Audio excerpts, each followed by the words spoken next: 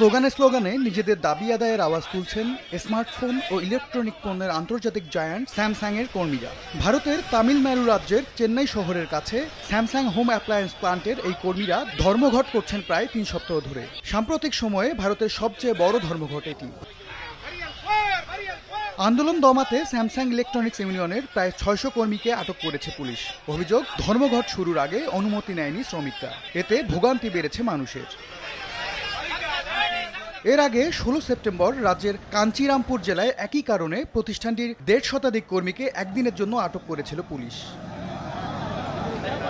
শ্রমিকরা বলছেন, বেতন বৃদ্ধি ও কারখানায় নিজেদের ইউনিয়নের স্বীকৃতির দাবিতে বিক্ষোভ চালিয়ে যাচ্ছেন তারা। ভারতীয় অর্থনীতিতে বছরে $১২ বিলিয়ন রাজস্ব যোগান দেয় কারখানাটি। কারখানাটিতে কাজ করেন ১৭০০ কর্মী। তাদের মধ্যে ১০০০-এর বেশি কর্মী ধর্মঘটে অংশ নিয়েছেন। MS আরেফিন, সময় সংবাদ।